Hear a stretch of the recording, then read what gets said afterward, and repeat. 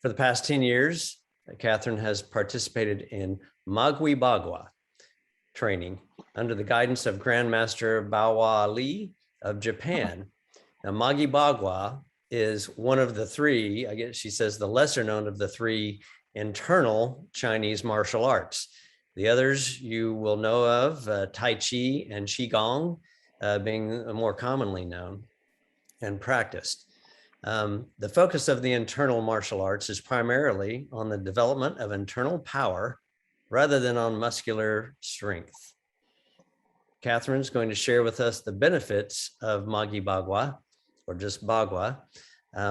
She has also heard that these three martial arts have been described in this way, which I think places where what she's going to talk about. Tai Chi is like flowing water. Bagua is like a tornado. And Xin Yi is like lightning. So the title of her talk is Magui Bagua, Tai Chi and Qigong's lesser known sibling. And for today, we're gonna go in a sort of Q&A format between Connie and Kathryn, and there's going to be a few slides. So please sit back and relax. And Connie and Kathryn, take it away. Hi, Kathryn, would you tell us a little bit about the origins of Magui Bagua, the who, the when, and the where of this martial art? Okay, yes, that would be my pleasure. Officially, the lineage holder, the first lineage holder for Magui Bagua was Don, I have to look at my note for try to say it correctly, Don Y Twin. And he's the first photo there. That actually is a photo, an old photo that Magui Bagua, the second lineage holder, whose second picture there, managed to salvage and keep for posterity. And he lived in the 1850s and 60s. He was a eunuch, very unusually, and he did that for a purpose. And then the rest of the lineage, up to the current master, does not include the current master, is pictured on the on this slide. Magui Bagua is the second lineage holder, and he, I guess the reason to mention him is just that that's the name of the style of Bagua. It came from him. This is the current Grandmaster lineage holder, Baohua Li, and he has studied with third and fourth generation students and masters, and so he actually is both a fourth and a fifth generation lineage holder. He has a great deal of knowledge, which is amazing. So I only have a tiny little bit compared to what he knows and his great experience and power and ability. So the derivation even prior to that is much older. Some of the foundational principles of Bagua are very ancient, thousands of years old, and many people put them back to Bodhidharma or Dhamma, as he's also called. And he is purported to have brought tendon changing to the world, which is a very pivotal aspect of the Bagua. It is the way that you transform your body through the tendon changing. So it's a very ancient principle. So Zen Buddhists, Chan Buddhists, and Taoists all claim Bodhidharma as part of their lineage. So you can see that it really goes way, way back. He is purported to have trained the Buddhist monks in the Shaolin Temple in the 6th century with tendon changing in order to help them maintain their physical health so that they could more effectively meditate and also defend themselves. So that's the derivation. That's the roots of the Bagua lineage. How does Qi and Bagua, the practice of Bagua, how are they related? What is Qi and how are they related? Okay. Well, Qi is a very big topic in and of itself, of course. And if you ask people who know quite a bit about Qi for a definition or for information about it, you'll probably get different discussion from each person. But basically, Qi is energy, and it's everywhere. From a Chinese perspective, Chinese medicine perspective, there are three levels of energy, of vital energy, that are important for the human conscious awareness and for vitality. And they start from a grosser level to a more subtle level. So much like water goes from liquid to vapor to being divided into gases, Qi is one of those areas. The first energy being Zhen, which is a more physical substance or aspect of our energy system. And many people talk about the Zhen as being as playing a role in your longevity. And then the second, more subtle transformation of the energy is Qi. Every living thing has Qi, and it's everywhere. It's in the environment.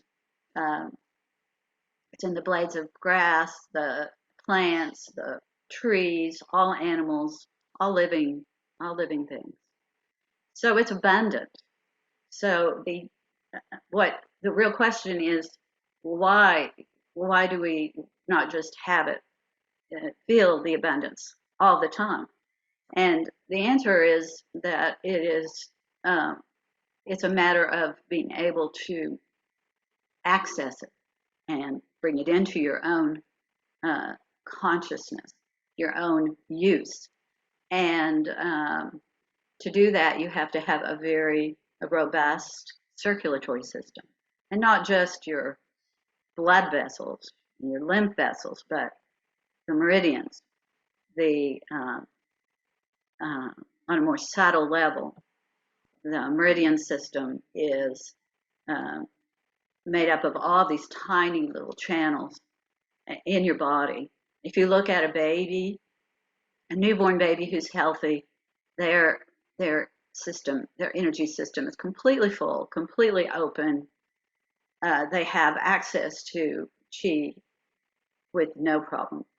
They don't need any help with it. Then over time, if you have a disease, or as you get older and you misuse the form, or you don't do the things that will keep all these little channels open, then the system begins to shut down. And your access to this beautiful Qi that's everywhere becomes much more limited. And as a natural process of aging, if you don't know how to open all these channels back up, then your access becomes very limited. Your ability to use that energy becomes much more limited. So the Bagua is a way. It's a very important technique that uses proper structure, proper form, proper technique to take the Qi from the environment and bring it into your own conscious awareness and use, and to open up all of these connections and all of these small little circulatory channels that are part of the meridian system as a part of that. You don't do that you don't consciously think, okay, I'm opening up all these channels, and have to think about all those little channels that you just pictured. No, if you do the proper technique, then it will happen. You don't have to worry about it or think about it. It's not an exercise in terms of like a mental exercise. It's it's doing putting your body in the proper form, the proper structure, and then doing the technique, which is really the original alchemical process that, everybody goes crazy about the idea that you can have longevity through this alchemical process. But that's really what the basis of the alchemical process is learning how to open up all these channels and flow the energy through them. Okay, so you're going to show us, we've got a video of you actually doing your activities, so Okay. you can explain the different movements here. Okay. Let me call that up.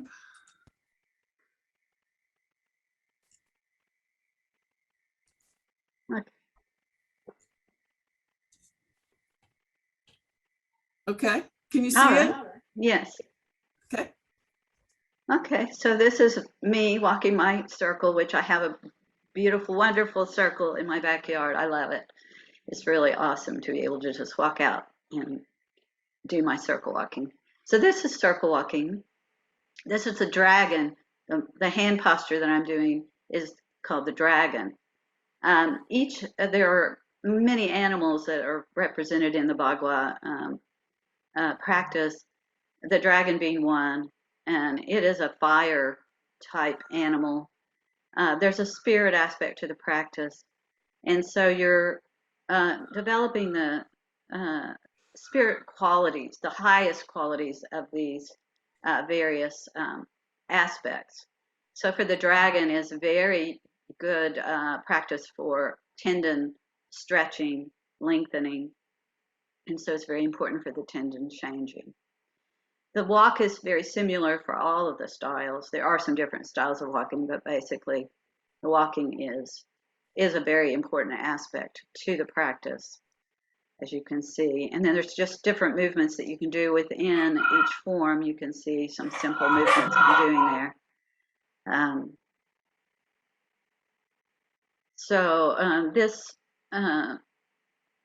This one is very good for developing your tendons, as I said, developing your circulation.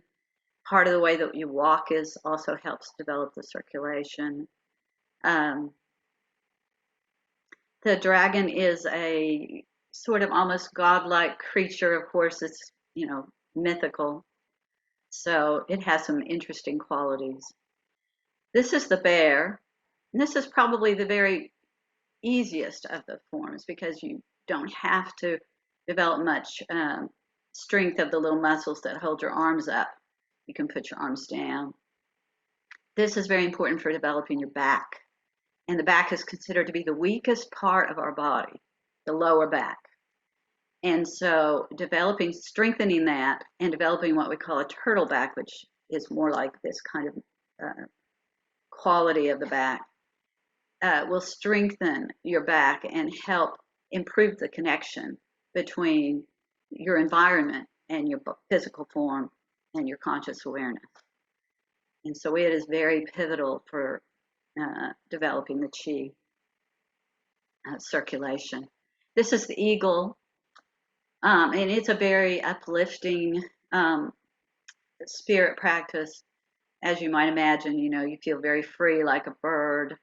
You basically go wherever you're looking. So you develop this kind of great focus and intention. You're developing this quote eagle eye kind of quality. So you just go where you're looking, and so your intention and your focus become very strong. This practice, as you can imagine, it also develops a lot of strength of the little muscles that hold your arms up. The focus, as I mentioned before, is not on external strength. So you're developing all these little tiny muscles that in most other forms of exercise are pretty much ignored. If you look at the big muscles, there's not much to them, but the little tiny muscles are very well developed compared to most practices.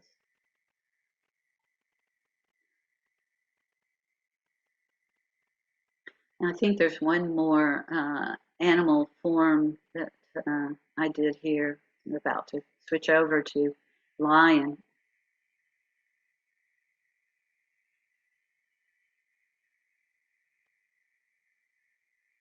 If you're feeling down or have you've had a hard day, the eagle is nice because it will uplift your spirit, help you let go of all the negative aspect of your day. This is the lion. The lion is one of the animal forms, and in this form, we're holding the ball. We're walking with the ball, rolling the ball. And the spirit aspect of the lion that's so awesome is the ability to look at every side of a problem. So that's kind of a part of the rolling of the ball. As you roll the ball, you're looking at all the different aspects of whatever it is you're studying. This is one of my favorite ones. Maybe because, with the kind of mind that you need for medicine where you're figuring out what's going on, it's very similar in a way. You're solving a puzzle, putting all the pieces together. But these animal forms also make the practice very enjoyable in a way, and help you to develop a very strong intention and focus and ability to control your movements. Okay, this is okay. This is a way to do the walking using a chair. You can also use a small tree. I really like the small tree better because it has its own energy, obviously, its own chi. But it has to be a small enough tree that you can put your hand on it and you can walk around it easily. So finding a tree that's perfect in that way is a challenge. So you can use anything that's heavy and stable to use as a fulcrum for walking around.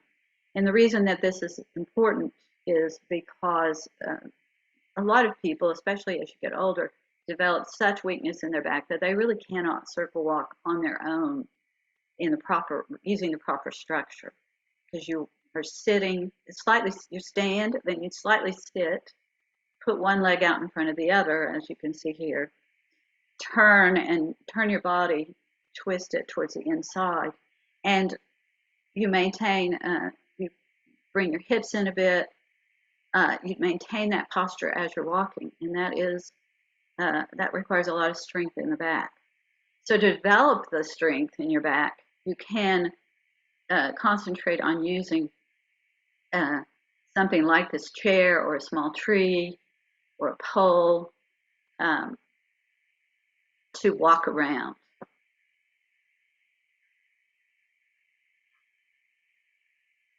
Okay, thank you, Kathryn. I'm going to dump out of this here.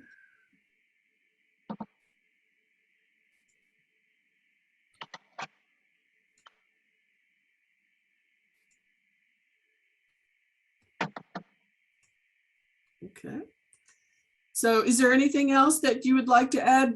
Michael, how are we on time? I didn't start tracking it. You actually have about 4 minutes left if you have some more to cover. And then, of course, we'll do the Q&A after. Okay. Kathryn, is there anything you want to share about your personal journey with Bagua and its impact on your ability to meditate or your health, psychological, emotional, physical health? Sure. Yeah.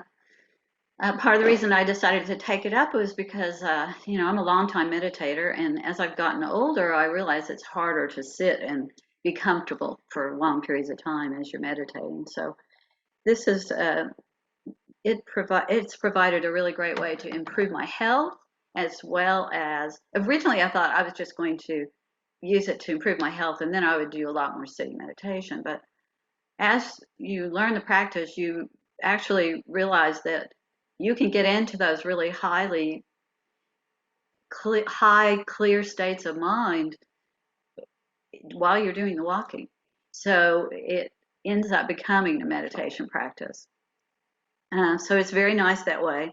The first transformational thing that happened to me as I was doing the circle, you twist your body a lot. And so the first thing that I noticed was all of this twisting of the fascia and the tissues of the body. And that helped break up old kind of trauma-like patterns that were in the body. And that was the first step. Then the second step I noticed as I was practicing was that it started opening up all of the organ levels, and that's a Chinese medicine thing, so that's a whole nother topic. But it would open up those issues and help clear that energy out. And those organs are connected to all of the meridians as well. They have their own meridian pathways that are attached to each organ. So then from there, it starts opening up all of those little meridians. And then eventually, over time, you actually are able to open all of the tiny little meridians up, just as you did or had when you were a baby. It's amazing. I mean, that you can reverse all of those blockages and the shutdown of the circulation that occurs naturally over time.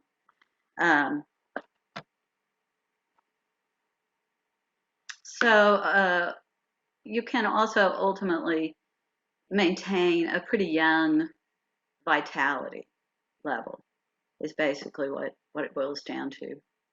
And of course, the clearer you can get into the meditative aspect of it, the more you can enter that place where we're all, the same, beyond the working mind, the more that youth kind of quality will come through. If any of you have been deep enough meditators that you hit those points where you just are so clear, there's no thinking mind, you can go beyond that, or at least it's just barely a little background thing. You can really clearly hit that and stay there for a while. That will really turn back time. So it's a very wonderful way to get into a very deep meditative state. And also you can combine everything all together. If you have limited time, you get to, exercise your body. You get to get rid of all the stress from your day. And you get to improve your circulatory system, both physical and meridian. And then you get to enter this nice deep state of meditation. And you can do all of that within a very short period of time each day. And if you're very fortunate, like I am, to have your own little walking circle, you just walk right out your back door and do it. So it's really a wonderful practice. I think if anybody has any interest in it, I'm happy to help you learn how to do it. And it's really been a wonderful discovery for me. And it's a process. I mean, I've been doing it for 10 years now, and I know very little compared to what my master knows. And I know there's a whole lot more to it. I don't have the fighting aspect of it at all. That's a whole nother dimension of the practice. And I've never really been that excited about the fighting aspect. But on the other hand, the focus and attention and intention that goes along in that fighting aspect is important for developing the intensity and to get the full effect of it. So I realize that that's an element that I'm still need to add to my practice. And but it requires a little bit more time with the teacher to develop that part. And he lives in Japan, so and now we've got the COVID going on, so it's very challenging to improve to that point. But I'm going to keep working on my own, and then the more I do that, the more ready I'll be for the next step. So. Thank you, Kathryn. Michael, how'd we do? Did great. This round of applause for Kathryn and Connie for assisting there. I'll applaud quietly here. Well, thank you so thank much. you. Yeah, thank you for having me. It's very interesting. You know, my old meditation master used to say, you don't really learn what you've been studying until you start beginning to teach it. And I can see that is really true. So I think this is sort of like the first step on journey of learning it even more deeply. And it's really exciting. I'm That's very awesome. enthusiastic about it. Good for you. That's great. I was sitting here wishing that we were all in person so we could all stand up and do it with you. And then I look up and there's Judith standing up behind Perry doing it. Wow. And Awesome. and Wow. yeah. So I think it would be great to have you in person when we get back in person. And of Yeah, course, it's really essential. it'd be ideal to do it outside, of course. We've talked about doing outdoor services in the past, but maybe we'll do one day. But thank you again, You're Dr. welcome. Kathryn Young. We appreciate you.